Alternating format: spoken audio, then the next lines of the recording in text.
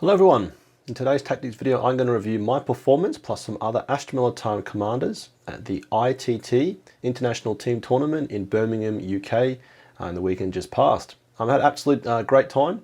In this video I'm going to go through my list, how team tournaments work very briefly, and then look at the overall performance of myself plus some other Astra Militarum commanders at this 350 person, 5 person team tournament. There were 70 teams, as I said, 5 people per team.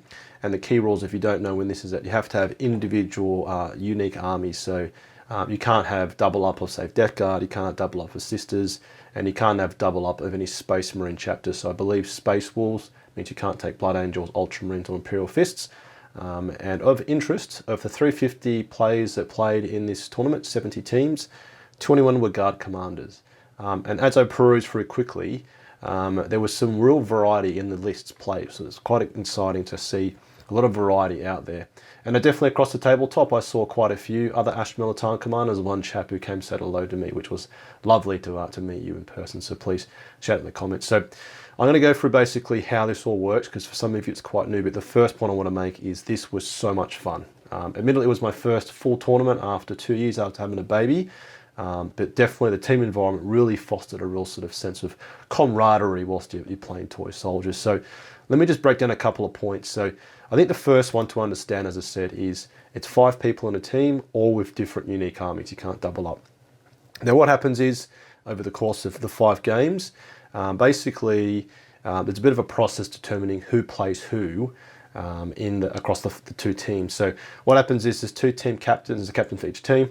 They choose a single defender list. So they may say put forward Astra Militarum, and then both teams reveal this to each other. So you both go Astra Militarum versus Thousand Suns, they're defenders, they're the defender lists. What then happens is both teams then choose 2 army lists from their team that can go against the defender. So you put forward 2 armies versus the defender of your opponent, and they do the same to you. And then you basically choose who is going to be the attacker against that defender, if that makes sense. So one thing I'll quickly go to is our team captain, who's a lovely chap, actually went and had some cards printed off. So there's me as Commissar Hannon, Commissar Gaunt, and you can see in this example it's got it all laid out, but this was I think the Wooden Spoon Chasers was a team, and they showed their armies as wooden spoons whilst we had playing cards. So again, talking it through, we would have put forward, say, Drukhari as a defender, for example, and they put forward the Orange Spoon, which I think was Imperial Fists, and from there you then react. So we put forward Drukhari, they would put forward, say, Green and Blue Spoon, they put forward Orange Spoon, then we put forward Astra Militarum and Blood Angels. Now, sounds quite complicated. I left this all to the team captain, a lovely guy called Alex here. He basically looked after it for all of us, and he did a lot of prep, and this was quite common. I saw quite a few team captains doing this, as he actually basically had a quick spreadsheet set up, so we could type in, say, Drukhari, and how it would line up against the rest of our armies. Yeah, so one thing, and this gets super tactical, is that often you'll see a lot of teams build like skew lists, so specifically built to counter a specific thing. And then obviously it's a bit of mind games here. We left this all to Alex to work out. I just sort of sat there watching, giggling. Is you want to basically get the best matchup possible for yourself, yeah? And there were definitely, as I go through my games, a couple of bad matchups and some very good, and some good matchups for me.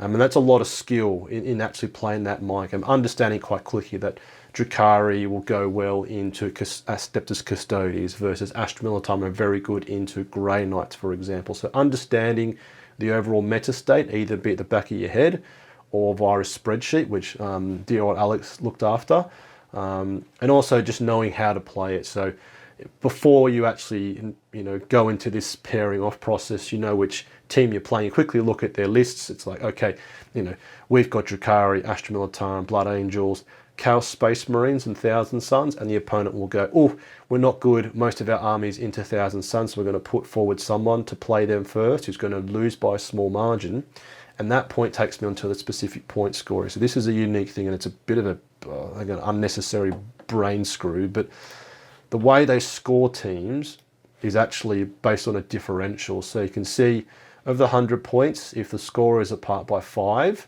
both players score 10 each. On the other end of the spectrum, if you trash your opponent or they trash you, by 51 plus, so they like to actually table you, they get 20 points and you get 0. And you can see here that actually some of the closer wins or losses actually don't give you a whole lot of points. So obviously if you only just beat your opponent by 2 points to 5 points, for example, it's considered a draw. And likewise, if it's a close game, you know, losing by 15 and even 20 is definitely considered a close game. Is the differential is, you know, a 2-point lead, 4-point lead, a 6-point lead.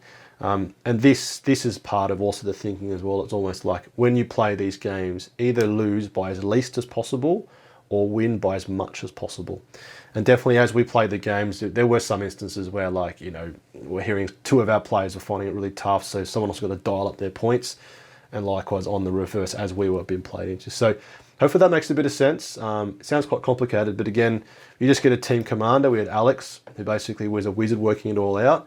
But I massively encourage you to give a team tournament a go at some point in your life, because it's an absolute lot of fun. So we've got Callum, who's a channel supporter. It's lovely to see Tank Commander Glendingan looks after K Space Marines. There's me. Alex was Thousand Suns, James was Drakari, and Jamie, who actually organised the entire thing for us, is a Blood Angels shooty player. So a really fantastic sort of experience. So what did I play? Okay, so my 2,000 point list was broken down as you can see here. So blue is any of the characters, orange is battle line, red is all other infantry, and then I've got 2 vehicles. So Lord Solar, Platoon Command Squad, Infantry Squad, both with mortars. Sly Marbo, Infiltrate by himself. Colonel Strachan, Platoon Command Squad, Catachan Jungle Fighters, and Nort Dead Dog. Asala Creed attached to an Infantry Squad. It's then 2 Catachan Jungle Fighter Squads by themselves, one of them in a Chimera. 2x3 Bolgrams, Ursho Carriage Battery, 2 Medusa Carriage Batteries, 3 Vanquisher Battle Cannon Lehman Russ, 2 Scout Sentinels with Plasma Cannons, and a 5-man Tempestus Scion Squad. So, as I said, there's a lot of variety in all the lists, and my list has a lot of variety. So, I'll talk through the thinking, and as we go through the games, and obviously we'll talk through the overall approach I took, how it went, and where I'm going to definitely be cutting a lot of things out of this. So, firstly, this list was a bit of indulgence. I think I read on some of the comments on a previous video I did to check out Nort Dead Dog. Now, Nort Dead Dog by himself is amazing. Now, his melee output is fantastic, and when coupled with Colonel Strachan, who gives you critical hits in the fight phase, and you get +1 strength and AP from Catachan Jungle Fighters when you've been charged or charged, he's got 8 attacks, hitting on 2, at strength 9, AP2, 2 damage, dev wounds. So suddenly you've got something which will hurt a lot of things. Colonel Strachan, as you know, is an absolute chad, re-rolling everything on the charge, and then anti-monster 4+, in some matchups is fantastic. And of course, then you stack the extra AP, extra strength, you suddenly got 6 attacks, at hitting on 2, strength 7, AP3, 2 damage. And then don't forget the Platoon Command Squad as a Platoon Commander with a Power Fist. So between those 3 blokes, you'll get a lot of hurt out. And they actually did a fair bit of hurt. Asala Creed is obviously mandatory, in inverted commas, for the AP strat. And Sly Marbo, I feel, is a bit of a hidden gem. Now, I haven't mastered it at all. I definitely think he performed well, but as I'll get to it, he's definitely something I'll be removing in future lists. His move ability means he's quite slippery, but if you basically move him into a vulnerable position, play off the fact that he's got the 12-inch 12-inch lone op rule, someone moves within 12 inches of him and can shoot or charge him, you've got to pay a CP to Overwatch to then make him move. Now, if you could automatically Overwatch for free, whatever, move around the table, that would be fantastic, but I think I definitely can't get value out of him. And at 60 points, it feels like a bit of indulgence. Now, let me brush it. So, Catachan Jungle Fighters, Chimera, that combination always seems to work. 2x3 Bolgrams, I really feel this is a good number. There was one game where 3 of them held up Be'lakor for 2 turns. Ursho Carriage Battery is fantastic. I'll come back to the Medusa. Got some pretty strong opinions on that one now. Now, 3 Vanquisher Battle Cannon Lehman Russ. They're probably thinking, what on earth am I thinking? And that definitely is something I'm thinking. Now, the thought process here is 1 of them sucks, 1 shot is terrible, but 3 of them will definitely do something. Now, that really didn't play its way out. We'll come back to that. But at 145 points each, they're very cheap. Now, Quickly, so Scout Sentinels, they're absolutely, I think they're fantastic. They're very cheap. They can stand in the way of things, and the real ones to hit. And obviously, boost your artillery is fantastic, and 5 Tempestus Science is always going to be a good shout. So you can see it's quite a varied list. It sort of plays into everything. It doesn't really lean into just tank spam or infantry spam or horse rider spam. We'll get to that. It's sort of like, you know, can basically look after everything. The Bulgrams are good in melee. This blob here is good in melee. We've got a bit of armoured support. We've got, you know, scout unit, scout movement. We've got the deep strike. We've got the infiltrate. So it's a real rounded list. Now, this definitely has got room for adjustment. And I think I came out of this tournament obviously feeling very energised because I played with 4 fantastic blokes, had some great games. But also, I think it's good when you come out of a tournament and you know what needs to change in your list. And I already know what needs to change, and you can probably pick a couple. So let's get into the games, and I'm going to sort of feed off this as we go. So, okay, so the first game, you can see this deployment here, don't know what it's called, but you know, the one like that. Scorched Earth, where basically you score points for holding 1, holding 2. And then if you basically burn an objective, you get rewarded points as well. Chilling Rain, which means nothing else. And in this game, I played a lovely chap called Charles. Hi, Charles. He plays Astra Militarum. I'll get onto his list in a second. And I got the first turn, and we both took the tactical random secondary cards. Now, I'll quickly buzz over like where everything was placed. Now, firstly, a key call out for Charles's list is he had 2 Manticores, a Basilisk, and what I can be describing as the full stable of horses. So he had, I think, an 11-man or 11-horsey blob of Death Corps riders with the Marshal. He then had numerous squads of Artillery Rough Riders, and then he had like a Scout Sentinel, like Scion spam, like a 10-man Scion blob and a 5-man Scion blob, and then I think a 6-man blob of Bulgrams and a 3-man blob of Bulgrams. So compared to my list, completely different. Now, this game could have gone 2 ways, being I would have got slammed or I had a chance to win, because Charles, being a gambling man, basically placed his 11 horses right 9 inches off my deployment zone. So I basically, you know, I think I had the Medusas in here, Earthshade Carriage Battery in here, you know, Chimera here, Cadet and Jungle Fighter blob here, some Bulgrams here, etc., etc. Sort of like quite an even spread. And when he plonked down the 9 chaps across here, I counter deployed by putting some Jungle Fighters in a line here. But even if he went first, he could have basically squeezed his horse dudes to tag my command squad, to tag probably also a Chimera, a Lehman Russ. So if I didn't get first turn, I would have had a very, very bad time. Now, not talking through the overall dynamics of the game, but definitely, I definitely felt 2 Medusas and an Earthshade Carriage Battery are horribly inferior, obviously, to 2 Manticores and a Basilisk. Now, I went first, and I decided to basically bombard a lot of his individual units, because my thinking was, knowing how the reinforcement stratagem works, if you can eke out how long a unit lasts and potentially fails battle shock, you're potentially turning off part of the plan. So I basically, in the first turn, you know, bombarded several infantry style units. I think I slowed down some Bulgrams with the Earthshaker. And then in Charles's first turn, I also then murdered all the horses. I think I basically blasted them off the tabletop, leaving only 2 alive. And then in Charles's first turn, he basically blew all my artillery with counter battery fire. So obviously it's a mirror match. I don't think this was the list composition probably wasn't a good match for me. But I think me choosing not to take out, say, the Basilisks, which could have been dealt with by Medusa, 2 Medusas and an Earthshade Carriage Battery, probably gave him the swing of the game back. Now, it felt very close, this game. I was probably the last couple of turns, and I think also I made a crucial error, basically thinking we're playing Take and Hold, not Scorched Earth. I think I got too excited because Charles, bless him, and his teammates were all dressed up in like, Charles was wearing like a commissar's hat, and we're all having a bloody good time. So Scorched Earth, you don't score points holding the centre, and I was like subconsciously trying to hold the centre, so wasting units there. So from all this, I definitely, as I said, with Charles getting second turn, if he went first, the scores would have been so much wider apart. Now, what were the scores? 75 to 67 to Charles, and you can see I actually won on the primary, and I lost on the secondary count. He basically maxed his secondaries. Now, the way to think about secondaries, as I'm learning more and more, is that it's almost this is obvious. If your game is going well, you score well in the secondaries. Obviously, you've got better board control, you're in more places, And to be, I probably had a couple, bring it down, turn one's pretty hard, behind enemy lines and playing Astra Militarum, fully screen is not going to happen. Overwhelming force, I didn't actually kill, so I think it reflected the overall state of the game. I don't know what point of the game this is here. You can see here, I think this is at this point, I'm probably holding good ball control, but then definitely something to think about for all of us is horse spam, like particularly the big blob of horses, 10 horses reinforced suddenly. You're like, that's 140 points to deal with. So obviously the reinforcement strategies is a key piece of our index at the moment, and abusing that with chunky like point units. So, double squad of Catagen Jungle Fighters or Def Corps Riders or 10 Attilan Rough Riders is definitely the way to go.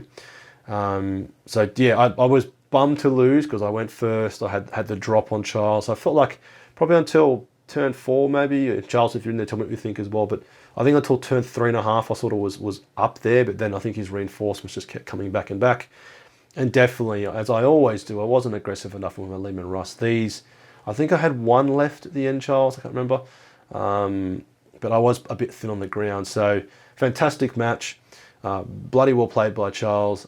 Super risky play, which paid off brilliantly. As I said, if he went first with 11 Rough Riders here and just did that and compressed me in my deployment zone, I wouldn't be able to basically hold, do anything here. That would have made the primary differential a lot bigger. So, fantastic game, turn 1, and very happy to sort of, the guard always wins in this case. Right. So turn 2, purge the foe, where you score 4 points for holding an objective, killing an enemy unit, and holding more objectives or killing more enemy units. Now, this is always a horrid one for Astra Militarum with loads of small bodies. Chilling Rain, which means nothing else. And here I played into Alex with his Necrons. Now, I forget what the Necron army detachment is that he played, but he had basically the Monolith, the Flying Castle. He had no Satans. He then had no Wraiths, but he had basically like bodies, so like blobs of Immortals, the Super Shooter guys, and the big spider thing. And I can't remember any of the names, but this game I felt I played very well, in inverted commas. And I had never played Necrons with the new Codex, and this detachment, which I forget what it's called, is disgusting to play against. Now, this is where I think each turn he can put into reinforcements for free.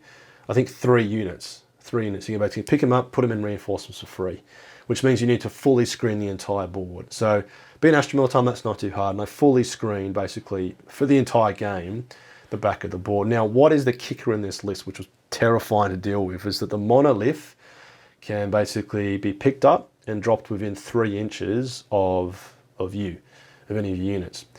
And what they can also do, which is disgusting to deal with, is they can basically, and I'm going to get this wrong, I might, but they can basically, the Monolith can be deep dropped within 3 inches, and then any other unit, Necron unit, can be ripped off the tabletop, even if in combat, in melee, and then re-deep striked next to the Monolith. So there was an instance where I went first, and I basically kept my, I basically positioned myself, so I had 2 Lehman Russ here, I think 2 Lehman Russ here, 1 Lehman Russ there, and my Bolgrins and the Chimera. So I basically pushed up the Jungle Fighter blob here, the Scout Sentinel sort of sat in terrain here, and then I actually pushed forward 1 Lehman Russ, and I think it sat about there, or it was the Scout Sentinel, I think, sat about there. Now, turn 1, he basically picks up the Monolith and plonks it down right here.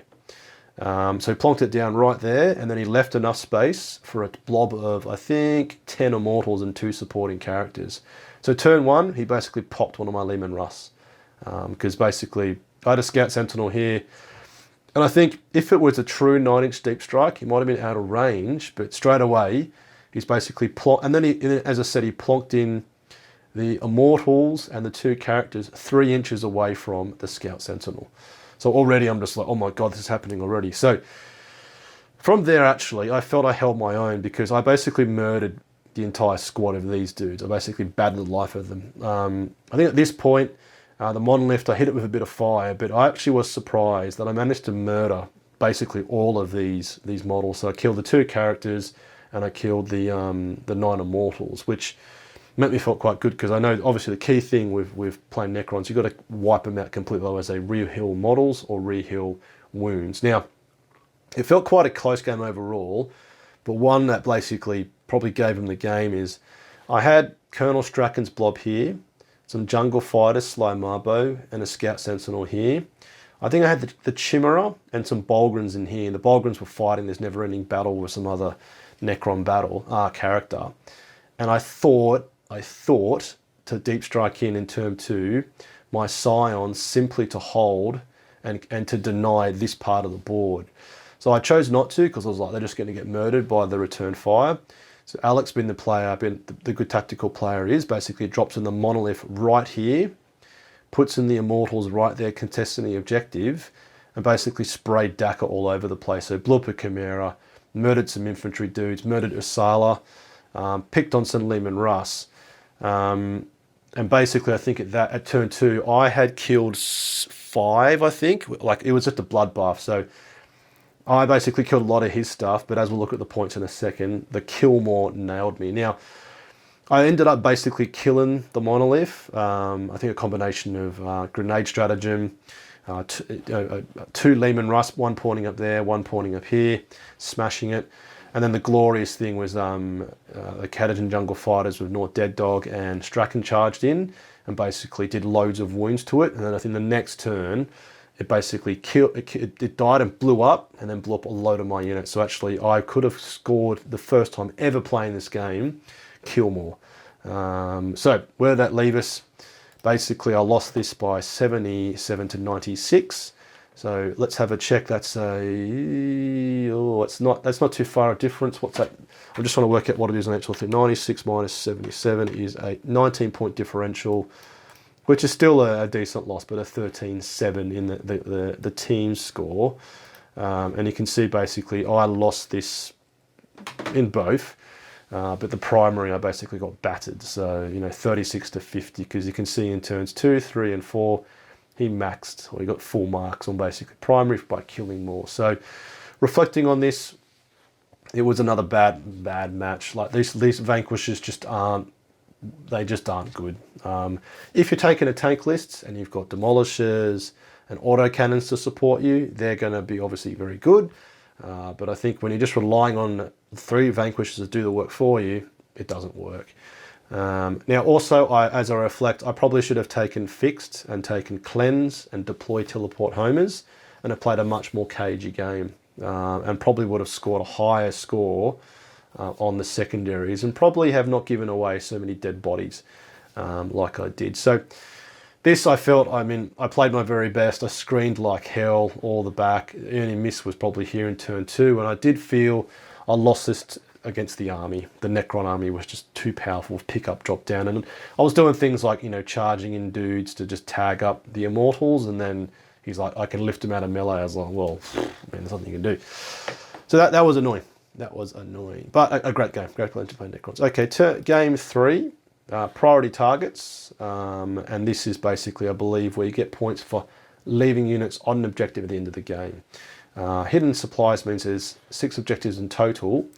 I went second, took tactical cards, playing a lovely guy called Jack, playing Chaos Demons. Now this was definitely a matchup not suited for me, and obviously as the cards were played, and Alex, my team captain, did his best to get me the best matchup, sometimes you just get outmaneuvered. So this could have been a case. Now he had Be'lakor, the big girl demon, the big crazy melee demon, multiple Nurglings, decayed ones, what do they call, like the Walking Dead.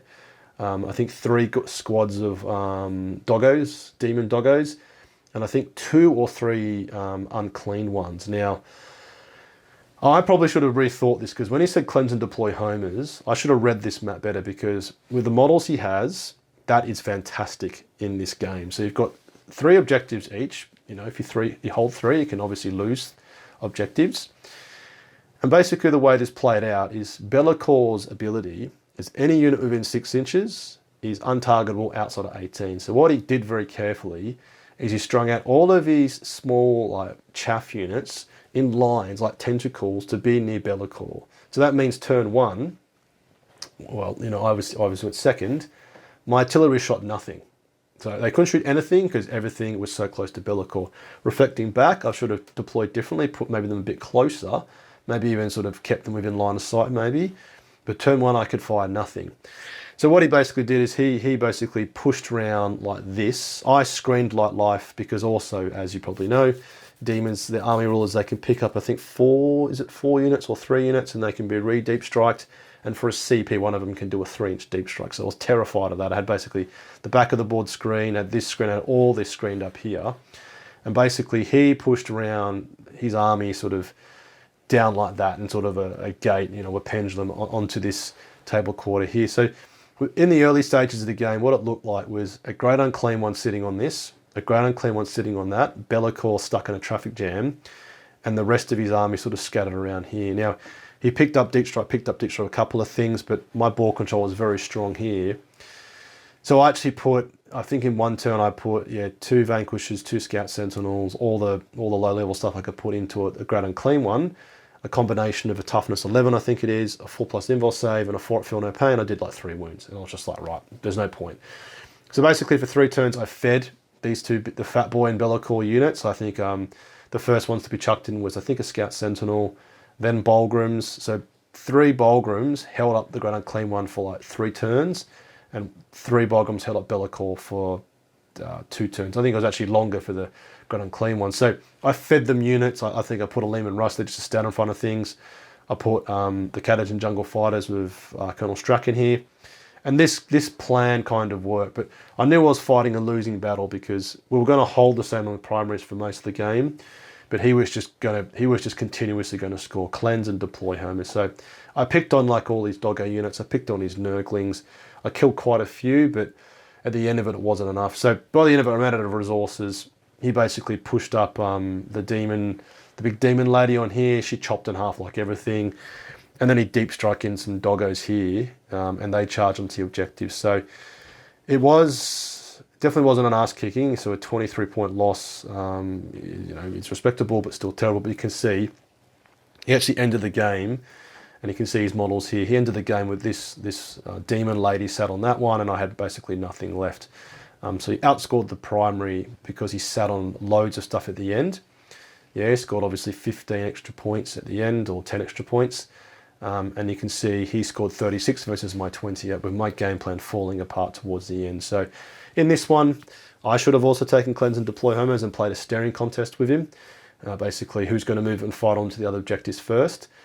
And I think I probably would have struggled to still win, would have been a closer score. And again, being a team's environment, it's all about scoring as best as possible. So yeah, this was definitely tough. I really felt the impact of the 3 Vanquishers. They did nothing. They basically just bounced off invul saves.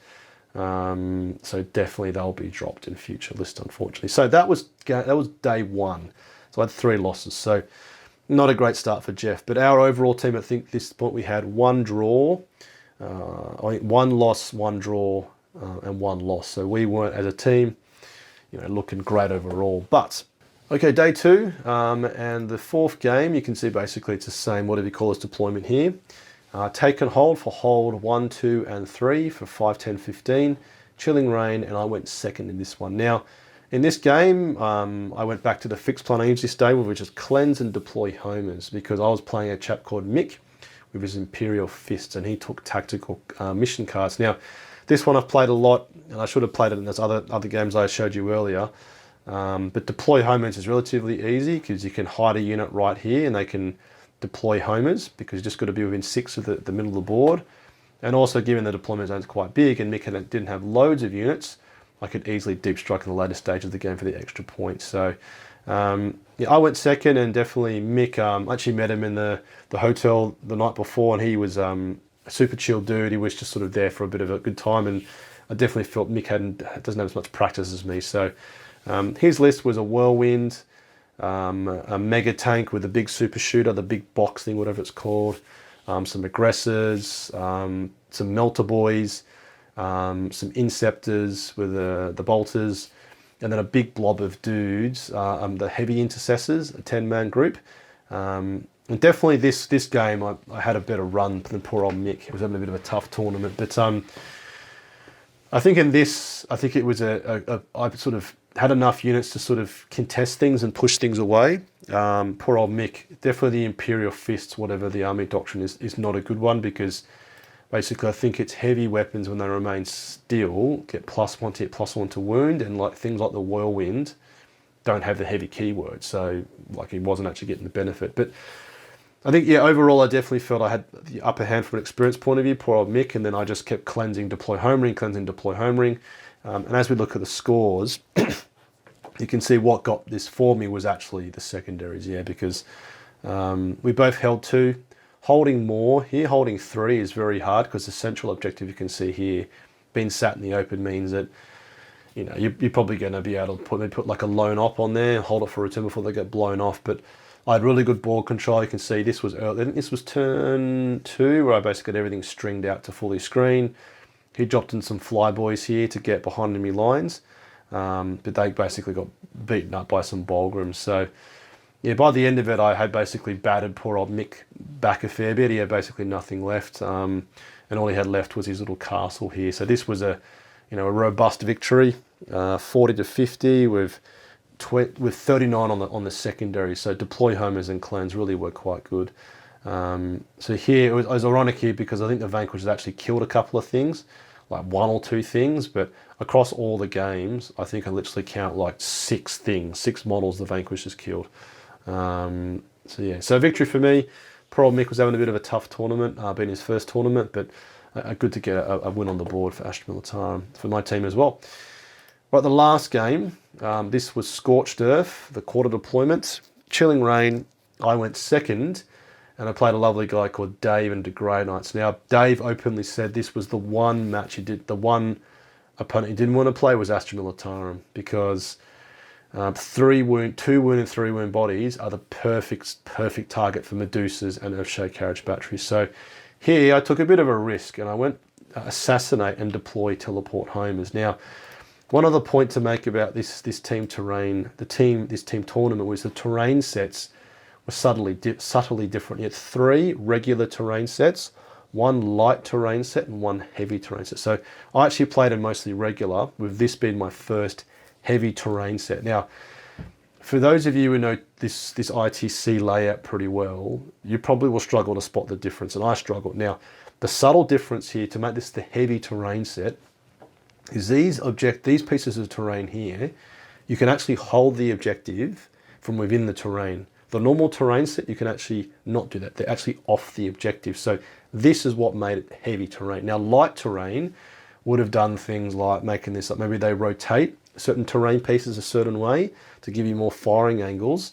But I played into Dave, took Assassinate, Deploy Homers, and he put Cleanse and Deploy Homers. Now, again, not going to articulate it correctly, but Grey Knights play the pick up 4 units deep strike type of thing over and over again. So I screened the crap out of the board. Like, I basically had everything. I had all this here screened out. And Dave, I think, was super worried about the artillery. And I think the fact I played Assassinate was a bit of a mental game on him, because he didn't want to give that away. So he actually had loads of stuff in deep strike. So, he put some the 2 wound sword boys to cleanse here, to cleanse there. I basically battered these guys to bits. I had a scout sentinel spotting the artillery, and left like 1 dude on, I think, like 1 wound, which actually meant he held more. He held basically 3 in his turn 2, and I held 2. Basically, over the course of the game, I won the attrition war. Every time he deployed stuff from deep strike, they would get hit by artillery, and definitely because I had such good bore control. Like, he put like 2 squads of dudes in here to basically cleanse and deploy homers, and I just basically ran at them with Bolgrams and just clogged him up. And because he didn't have any pistols, he can't have done the action. So he had a couple of turns where he couldn't cleanse on more than 1, and he couldn't deploy homers in a couple of turns. So I basically starved him of his resources. And yeah, this really was a good matchup for me. Artillery against Grey Knights feels to be a very good matchup. And then he didn't feel to have loads of, besides the Librarians dishing out mortal wounds, they weren't able to easily deal with the Lehman Russes, so I pushed Lehman Russ up here, pushed one up there, pushed another one there, and basically they just, ran into things and just clogged them up for many turns. So this was a good game for me, getting a 98 to 72 against poor old David. So you can see, yeah, the primary I basically held more in the later stages of the game, and then a 38 my secondaries versus his 27, where I basically starved him of cleanse in the last 2 turns. And assassinate when he had 6 characters was a risk, but obviously paid off. And I think at the final part of the game, the poor old bloke had like, he deep strike in his last dudes. He put like a tech priest or a tech marine in here, and I basically rushed up a Vanquisher here, drew 2 lines and assassinated him via the Vanquisher battle cannon. So for me, 2 wins, 3 losses. You know, as far as the losses are concerned, they weren't like ass kickings. You know, against Charles, I think I was outplayed by Charles, obviously. Against Necrons, the army just sort of beat me, and then Jack with his demons, I didn't have the right tools in the toolbox. So as I quickly go over my sort of reflections on my army, is I think Vanquisher battle cannons, they have to go. They just don't work unless you're taking tank spam. Not Dead Dog and the Colonel Strachan blob, I think, is a bit of an indulgence for me. I think there's still a place for Colonel Strachan and the Catachan Jungle Fighters, but bunching him on with Not Dead Dog and the Platoon Command Squad is a waste of 120 points. And the way that bodyguard rules work in 10th edition is that, you know, there's literally no point taking Dead Dog. It did pay off once or twice when like all the Jungle Fighters were murdered, all the Platoon Command Squad dudes were murdered, and I had a Platoon Commander with 3 wounds and a 4+ feel no pain from Dead Dog, so that helped, but I don't think it's enough. Now, the other thing I said, Earthshade Carriage Battery Medusas.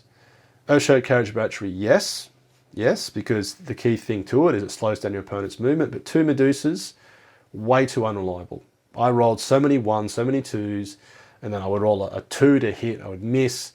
When it connected, great work. When it heated up and spiked against poor old Dave, fantastic. But I think, and we'll look at some other lists now, but we've been talking for the last 35 minutes, is that I think the combination is Earthshade Carriage Battery or a Basilisk and a Manticore or 2 Manticores. So Charles, I said he had 2 Manticores, a Basilisk, quite a bit of an investment, but I'm probably going to switch down to an Earthshade Carriage Battery and a Manticore. Because a Manticore, don't forget, I've said in other videos, it can play in the rest of the game. Medusas move 4 inches. It's infantry, great, but Manticore is a vehicle that can move 10. It's got heavy bolter, it's got a hunter-killer missile, it's got an OC of 2. It can take part in the game, the wider game set, versus a Medusa Earthshade Carriage Battery just sit there and just fire, and that's great, but you know, you want stuff in the late game. So that's what I'm thinking. I think the overall mechanics of the list works. I think melee is definitely sort of something it plays into.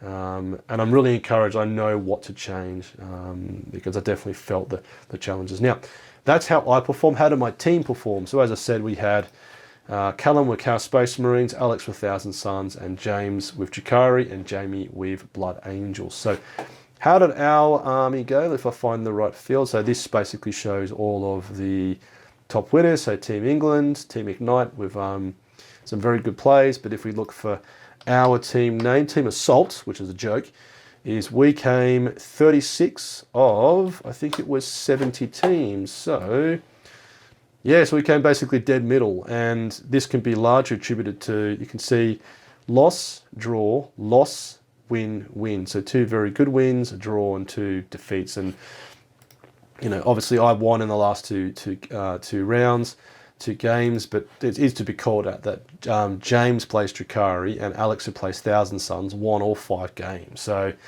you know, Jeff did his part, didn't lose by too much, but those 2 blokes held us up. And Jamie, I think he won 2, lost 3, and Callum had, I think, like a draw, a loss, and a couple of wins. So we did pretty well overall. And I'd only met Callum, I'd met these other gentlemen until this weekend. So I think for our first foray into this, that's a very, very good result in the middle of the pack. Now, what also basically it shows you, and this is obviously, I'll get into the rest of the video now, is about the overall meta state of Astra Militarum, and then actually gives you the player placements. Now, where does Jeff Hannon place? Guardsman Hannon, Jeff Hannon, if it can find it. I know exactly where I place, but I'm just going to be fancy. Is I came 205th of 350 players, so I was like well impressed, because I don't play loads. I've got a little girl now, as you probably know if you follow the channel. Probably play like half every week if I get lucky. The key thing from this now, moving on to the rest of the plays. There are 21 players. We had 9 in the top 10, 9 players of Astra Militarum placing in the top 10. And the number one player who came first, if you follow the meta state, is a guy called David Gaylord. He's a Kiwi fella, but you can see he won every single match, and including the sixth one, which is the top cut, where the two, the first and second team have to play off to determine first and second. So there's some other blokes as well. So another guy came 28th, 58th, 91st, and 108th. Now let's look at their lists quickly to get a bit of a feel. So firstly, 9 players placing in the top 50%. With then like me getting a 40% win rate. I think actually, Astra Militarum now, okay, this is one tournament, this is my experience, feels like we're in a good place. I mean, tell me what you think, what's your perspective? I think I say that because I saw a lot of different list variety, like the guy who said hello to me, he played tank spam. I saw a bloke, Glorious, play, I think 3 Hellhounds, 3 Hydras, Thunderbolts and Lightning, Thunderbolts, Valkyrie gunships, and the another sort of flyer. And he actually did well as well. He actually won, I think, 3 games with a couple of close losses. It has to be said though that team tournaments can be a bit easier than singles tournaments, because you can basically control who you play into. Now, you probably can agree that my opponent's set, mirror match, okay, fine, good. Necrons, probably not great. Demons, yeah, not so great. Imperial Fists, fantastic. And then Grey Knights, fantastic. So it's almost like I probably had a bit of a neutral layout, a mirror match, 2 good matchups, 2 bad matchups. So, maybe as we look at some of these other top players, they maybe had just great matchups. Maybe David, basically, because again, at this level, these guys are really into it. They get how to basically play the matchups. Maybe he just had good matchups, but having seen it, that's not how he played. He played some pretty bloody tough opponents. But what I want to go through now is these players who came first, 28th, 58th, 91st, and 100th, is get a feel for their list. Because again, let's pick up themes. Let's learn from the best competitive players. And this is Mr. David. This is publicly available for any of you concerned about privacy.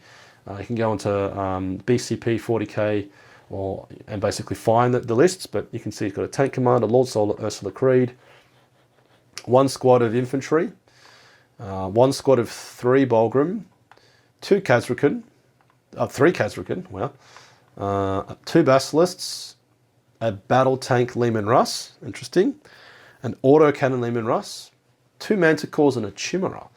So, David has basically largely ignored the fact that a lot of his units have got more expensive. So Khazrakans went up by 20, let's just count. So Bulgrims went up by 10, so that's 10, 30, 50, 70. Manticores going up by 20, let's guess.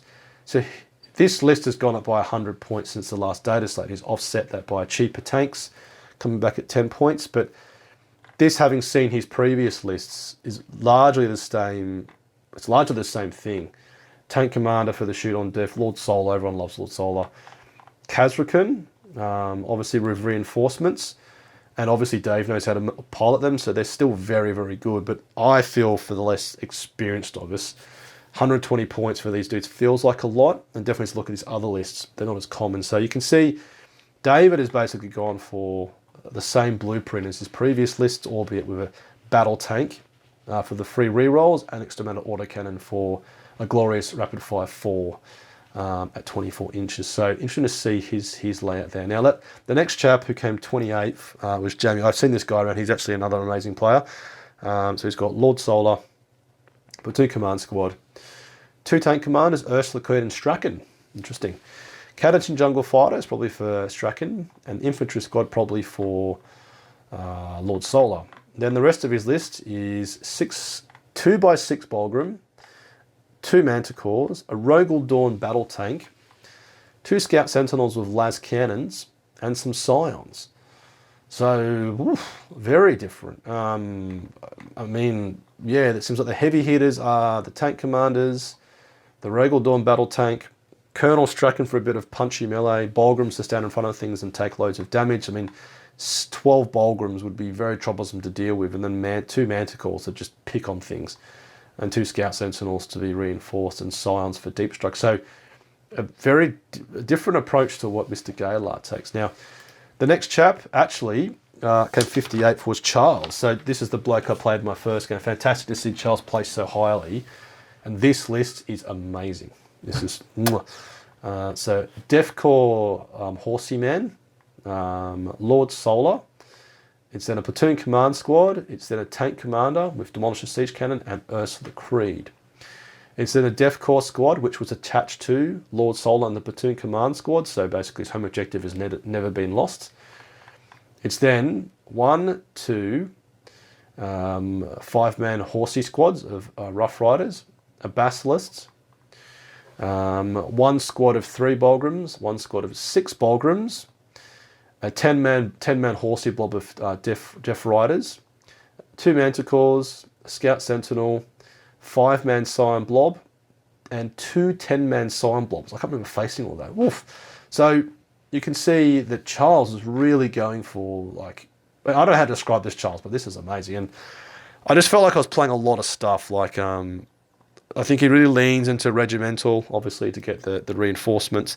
And one good thing Charles did, which was amazing, was that any unit which was at risk of battle shock, so if he basically had a unit he knew was going to take casualties, he gave them duty and honour for +1 OC and +1 leadership. So he had leadership 6 things, potentially having to take battle shock, protecting the reinforcement stratagem. So very interesting. And I think the key thing on these players who placed very, very well, their lists are all quite different overall. And that gets to, again, some wider commentary on Guard, is that we are, at this point, we feel quite internally balanced, if that's the fancy buzzword.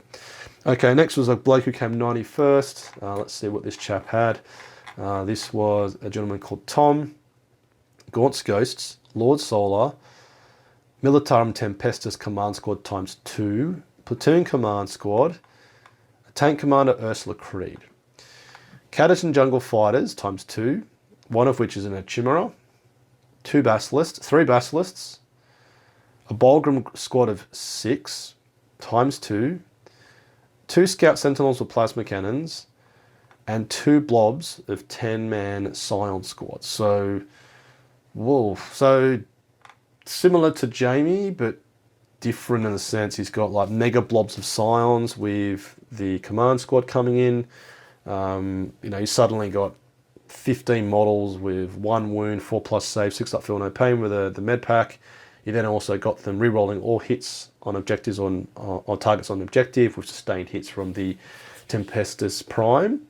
And then the usual suspects of 6 Bolgrams, 3 Basilisks, which would have been absurd to play into, Cadich and Jungle Fighters, and only a Tank Commander. So this feels a very, alongside Charles's list, it feels very like mission play specific, not as much sort of teeth as say Mr. Gaylard, who had the three tanks and the 3 Kazrakan or Kazkan, whatever you call them, but a very different list again from Tom here. Now the last one I'll look at came 108th.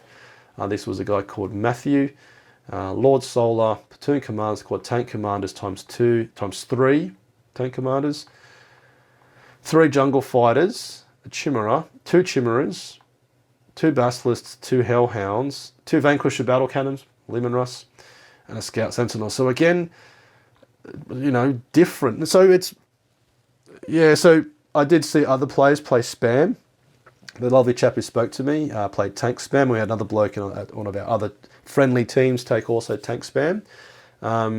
But definitely, I think the snapshot is this, is that Guard definitely have the tools across the index to play with some flair, in the sense you can take a bit of variety. You don't have to be wedded to, by the looks of things, just the blueprint, which was 2 Tank Commanders, 2 Basilisks, 2 Manticores, some Bolgrams. We are seeing variety in these lists. We're seeing a little bit more play as far as armoured vehicles are concerned. So the Vanquisher pops up here only because it's got Hellhounds and also Tank Commanders. But you can see Mr. Gaylard, he took External Autocannon Lehman Russ, Battle Cannon Lehman Russ. So we're getting and this Jamie bloke, he played a Rogal Dawn. Now in this terrain set, UKTC terrain, that would have meant there would have been only a couple of positions in each terrain set he could have basically put it, because everywhere else it doesn't fit. It's so wide and the terrain's so narrow in some places that I would tell you exactly where he would have been for most of the game in all those 5 maps. So there's a lot of variety here, but there are some key things. Manticore still have a place, Bastards have a place, Lord Solar, Scout Sentinels, Bulgrams. And then beyond that, it's almost like, you build your own adventure. Is it Chimeras? Is it Jungle Fighters? Is it Colonel Ironhand Strachan? Is it some sort of Flavor Lemon Russ? Is it Horsey? So this definitely was quite energizing for me to look at and see these other players perform. But yeah, so hopefully interesting to hear about Iwent. You can see that I'm far from the best player. I play half, like one game every fortnight now. I play a lot of TTS because of the baby.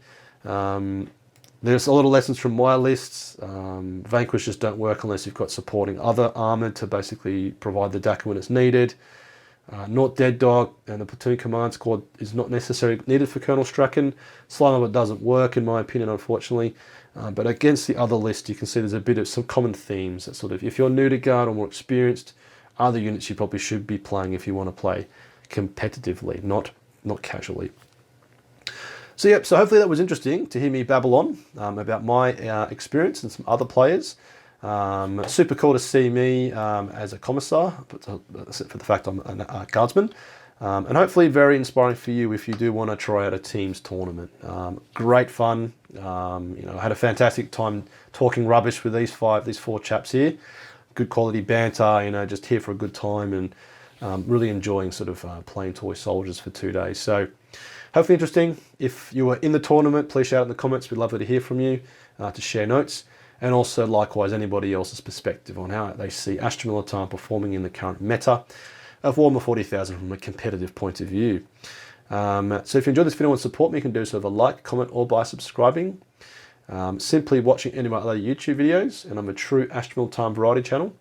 Or you could join my Patreon platoon if you're feeling super generous. And massive, massive thanks to my current supporters.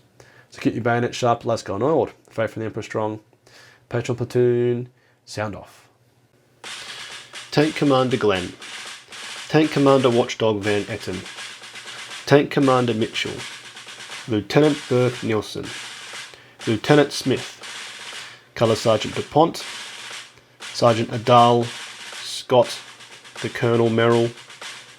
Veteran Gibson. Hall. Lundeen. Guardsman Beard. Coquelin. Flint. Hills. Malik. Nitton. Nguyen. Tom. Tompkin. Conscript de Paz. England. Evan Gunn. Gillian. Goodwin. King.